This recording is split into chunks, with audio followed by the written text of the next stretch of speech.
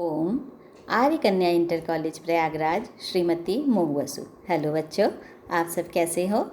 हम लोग पढ़ रहे थे परमाणु की संरचना। उसी क्रम में आज हम लोग आगे बढ़ेंगे और उसके आगे नेक्स्ट चीज़ पढ़ेंगे। अब देखो, हम लोग पढ़ रहे थे आज परमाणु की संरचना। उसके अंतर्गत आज हम लोग पढ़ेंगे परमाणु संख्या या परमाणु क्रमांक, द्रव्यमान संख्या, समस्थानिक, आयनों का बनना, और इसके बाद हम लोग जो है संयोजकता के बारे में भी पढ़ेंगे। और फिर उसके बाद इसके पूरे ये चैप्टर कंप्लीट हो जाएगा। फिर उसके क्वेश्चन आंसर जितने आपके अभ्यास में हैं पूरा कर लेंगे। ठीक है, तो बच्चों आप लोगों ने अब तक का जो भी नोट्स दिया है उसको ज़रूर से पढ़ लिया होगा। और मैं आपको फिर से कह रही हूँ, मैं जितना भी नोट्स देती हूँ, अगर आपके पास बुक है तो भी आप इस नोट्स को पूरा लिखिए, पूरा पढ़िए बच्चों। सिर्फ क्वेश्चन आंसर मत पढ़िए, पूरा नोट्स पढ़िए, जिससे आपको पूरी नॉलेज होगी। और ये क्लास 8 है, अगर आप इस समय अच्छे से स्ट्रॉन्ग से पूरा पढ़ेंगे तो आपको 9th 10th में भी बहुत आसान हो जाएगा पढ़ना। तो ये शुरुआत है बच्चों, तो आप इसको पढ़िए, समझिए, लिखिए, याद करिए। और चलिए तो शुरू करते हैं परमाणु संख्या और परमाणु क्रमांक। तो आज हम लोग पढ़ रहे हैं परमाणु संख्या या परमाणु क्रमांक। किसी तत्व के परमाणु के नाभिक में उपस्थित प्रोटॉनों की संख्या उस तत्व के परमाणु संख्या अथवा परमाणु क्रमांक कहलाती है। नाभिक में जो प्रोटॉन होते हैं बच्चों, वही जो है परमाणु संख्या या परमाणु क्रमांक होता है। इसे कैपिटल Z से प्रदर्शित करते हैं। परमाणु संख्या कैपिटल Z बराबर प्रोटॉन की संख्या। चूँकि परमाणु उदासीन होता है, इसलिए किसी परमाणु में जितने प्रोटॉन धनावेशित कण होते हैं उतने ही इलेक्ट्रॉन ऋणावेशित कण होते हैं, तभी तो उदासीन होगा ना। अब परमाणु क्रमांक, परमाणु संख्या और प्रोटॉन की संख्या बराबर हो गई है ना। अब हम लोग पढ़ेंगे द्रव्यमान संख्या। द्रव्यमान संख्या क्या है बच्चों? किसी तत्व के परमाणु के नाभिक में उपस्थित प्रोटॉनों तथा न्यूट्रॉनों की संख्या का योग द्रव्यमान संख्या कहलाती है। देखिए, अलग है, ये है द्रव्यमान संख्या, और पहले हम लोग क्या कर रहे थे? परमाणु संख्या। परमाणु संख्या बराबर प्रोटॉन की संख्या, और द्रव्यमान संख्या बराबर प्रोटॉन प्लस न्यूट्रॉन की संख्या, नाभिक में उपस्थित प्रोटॉन प्लस न्यूट्रॉन की संख्या। तो इसे कैपिटल A से दर्शाते हैं। किसको? द्रव्यमान संख्या को। कैपिटल A बराबर प्रोटॉन की संख्या प्लस न्यूट्रॉन की संख्या। अब हम लोग पढ़ेंगे समस्थानिक के बारे में। समस्थानिक क्या होता है? किसी तत्व के वे परमाणु जिसकी परमाणु संख्या समान होती है परंतु द्रव्यमान संख्या भिन्न भिन्न होती है। क्या कहा हमने? परमाणु संख्या मतलब प्रोटॉन की संख्या बराबर है, लेकिन द्रव्यमान संख्या भिन्न है। इसका मतलब क्या गड़बड़ होगा? द्रव्यमान संख्या मतलब तो प्रोटॉन की संख्या और न्यूट्रॉन की संख्या। तो जब परमाणु संख्या में प्रोटॉन की संख्या बराबर है तो इसका मतलब न्यूट्रॉन की संख्या अलग होगी, है ना। तो द्रव्यमान संख्या भिन्न होती है, समस्थानिक कहलाते हैं। प्रकृति में पाए जाने वाले हाइड्रोजन के 3 समस्थानिक है। कौन कौन सा? प्रोटियम, ड्यूटेरियम और ट्राइटेरियम। प्रोटियम को कैसे लिखते हैं? हाइड्रोजन के ऊपर घात 1 लगा देते हैं, ड्यूटेरियम के लिए घात 2 लगा देते हैं, और ट्राइटेरियम के लिए घात 3 लगा देते हैं।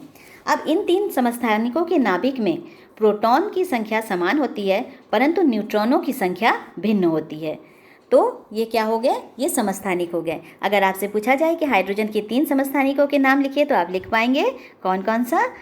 प्रोटियम, ड्यूटेरियम और ट्राइटेरियम। तब इसके बाद हम लोग पढ़ेंगे आयन कैसे बनते हैं। अब आयन कैसे बनते हैं ये देखिए।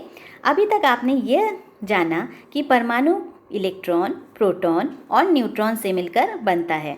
किसी परमाणु के नाभिक में जितने प्रोटॉन होते हैं उतनी ही संख्या में इलेक्ट्रॉन उसके चारों ओर चक्कर लगाते हैं। जितने प्रोटॉन होते हैं उतने ही इलेक्ट्रॉन। क्यों? क्योंकि प्रोटॉन में पॉजिटिव होता है, वो धन आवेश होता है, और इलेक्ट्रॉन ऋण आवेश होता है। तो जितना प्रोटॉन होगा उतना ही इलेक्ट्रॉन का होना जरूरी है। इलेक्ट्रॉन पर प्रोटॉन के बराबर परंतु विपरीत आवेश होता है, ये भी आप जानते हैं। इसलिए परमाणु को विद्युत उदासीन कहा जाता है। यदि यह विद्युत उदासीन परमाणु में एक और इलेक्ट्रॉन आ जाए, मान लीजिए कि एक और कोई सदस्य आ जाएगा तो घर में सदस्यों की संख्या ज़्यादा हो जाएगी ना। यदि यह विद्युत उदासीन परमाणु में एक और इलेक्ट्रॉन आ जाए तो उसमें एक इलेक्ट्रॉन की अधिकता हो जाती है। चूँकि इलेक्ट्रॉन पर ऋणावेश होता है, इसलिए ऋणावेश की संख्या अधिकता हो जाने के कारण परमाणु ऋणावेशित हो जाता है। इसके लिए एक उदाहरण जान लेते हैं। बिना उदाहरण के तो समझ में नहीं आएगा, तो ये हम लोग एक उदाहरण लेते हैं। इसमें हम लोग क्लोरीन के परमाणु की उदाहरण से समझते हैं। क्लोरीन के परमाणु में 17 प्रोटॉन और 17 इलेक्ट्रॉन होते हैं। क्लोरीन परमाणु द्वारा एक इलेक्ट्रॉन ग्रहण करने से इसमें 17 प्रोटॉन और 18 इलेक्ट्रॉन हो जाते हैं। एक इलेक्ट्रॉन की अधिकता होने के कारण क्लोरीन पर कौन सा आवेश होगा? चूंकि इलेक्ट्रॉन ज़्यादा है और इलेक्ट्रॉन पे ऋण आवेश है, तो ये क्लोरीन कौन सा आवेश अधिक हो जाएगा? इसमें ऋण आयन अधिक हो जाएगा। तो इसके इलेक्ट्रॉन एक ऋण आवेश अधिक होने के कारण क्लोरीन पर ऋण आयन बनता है। अब क्लोरीन परमाणु में देखिए, ये जो गोले बने हुए हैं, इसमें पहले में आपका 2 इलेक्ट्रॉन है पहले कक्षा में, दूसरी कक्षा में 8 है और तीसरी कक्षा में 7 है। लेकिन इसमें जब एक इलेक्ट्रॉन और अधिक आ जाता है तो तीसरी कक्षा में इलेक्ट्रॉनों की संख्या कितनी हो जाती है बच्चों? तीसरी कक्षा में इलेक्ट्रॉनों की संख्या हो जाती है 8। तो एक इलेक्ट्रॉन ज़्यादा होने से इस पर ऋण आवेश आ जाता है।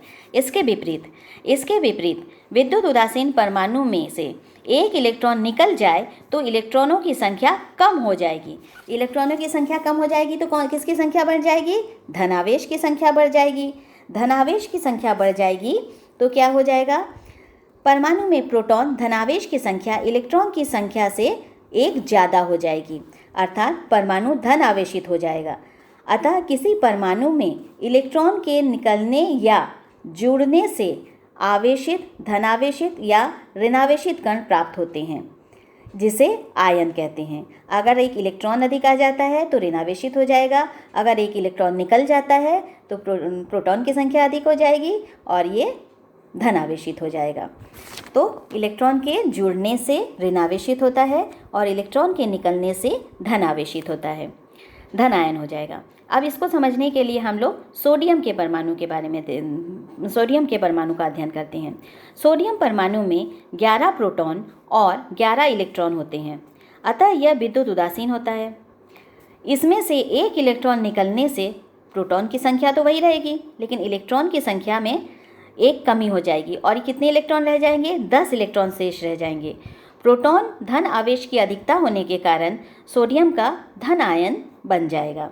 इसको भी दिखाया गया, देखो ये बीच में जो गोला बना है छोटा सा, ये है आपका नाभिक और इसके पहली कक्षा में 2 इलेक्ट्रॉन, दूसरे में 8, तो 2 और 8 हो गए 10 और एक ज़्यादा है बाहर, तीसरी कक्षा में 1 इलेक्ट्रॉन है। लेकिन जब इलेक्ट्रॉन चली जाती है तो क्या हो जाता है? पहली कक्षा में 2 और दूसरे में 8 ही ले जाती है। एक इलेक्ट्रॉन के चले जाने से धन आयन की संख्या अधिक हो जाती है, धन आवेश की संख्या, इसलिए ये जो है सोडियम का परमाणु धन आवेशित हो जाता है। इसके बाद बच्चों हम लोग पढ़ेंगे संयोजकता। क्या पढ़ेंगे? संयोजकता। किसी भी तत्व की संयोजकता वह संख्या है जो यह दर्शाती है कि उस तत्व का एक परमाणु हाइड्रोजन के कितने परमाणुओं से संयोग करता है। उस तत्व का एक परमाणु हाइड्रोजन के कितने परमाणुओं से संयोग करता है अथवा विस्थापित करता है। तो यहाँ पर हम लोग उदाहरण देख रहे हैं। HCl में, हाइड्रोजन क्लोराइड में क्लोरीन की संयोजकता 1 है, क्योंकि यह हाइड्रोजन के एक परमाणु से संयोग कर रहा है। ये देखिए हाइड्रोजन, हमने पहले आपको बताया था हाइड्रोजन क्लोराइड में एक हाइड्रोजन का परमाणु और एक क्लोरीन का परमाणु जुड़ा हुआ है।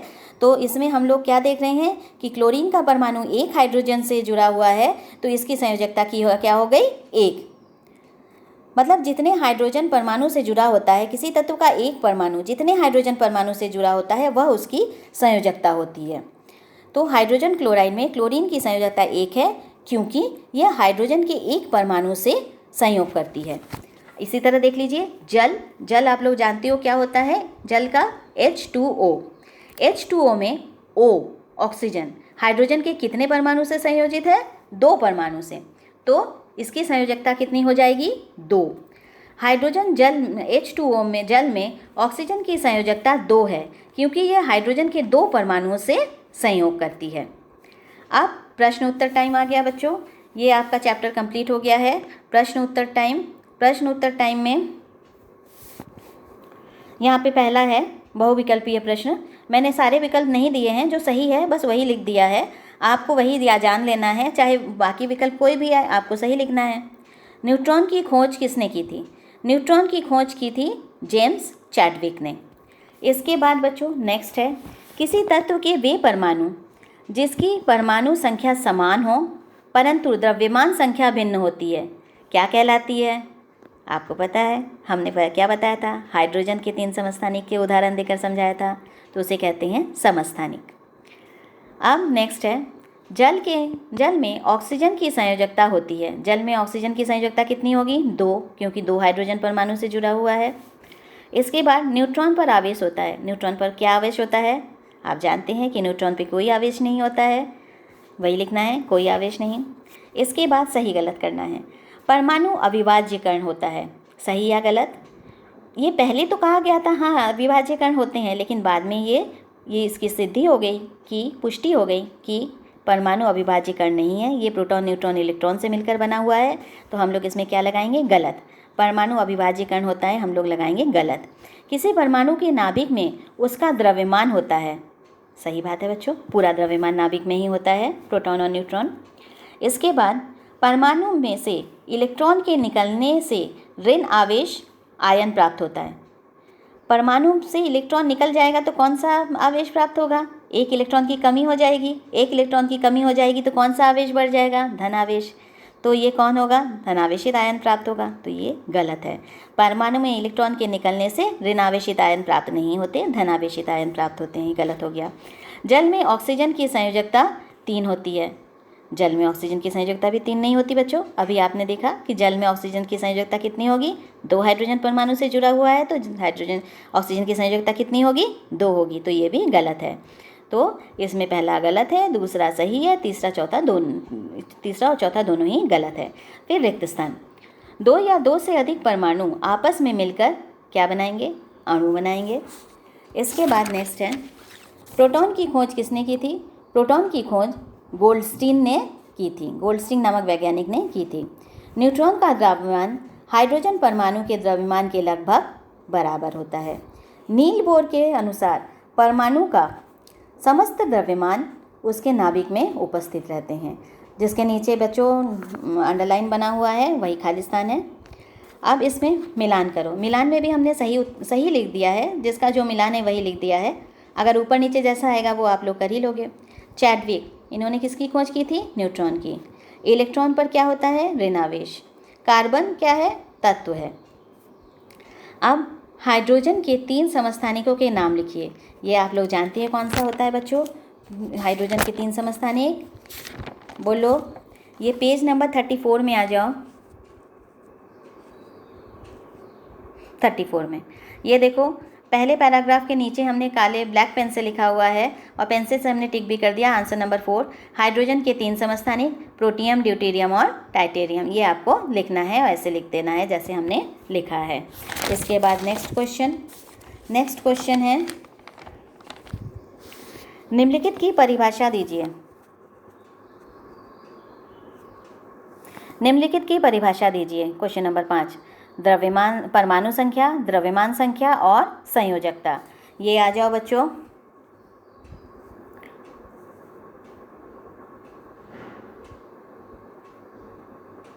हाँ, पेज नंबर 33, मेरे नोट्स के पेज नंबर 33 में देखो बच्चों, एकदम ऊपर है परमाणु संख्या, है ना? परमाणु संख्या पूरा आपको लिख देना है, जहाँ से शुरू है वहाँ से लेकर ये ऋणावेशित कण होते हैं तक।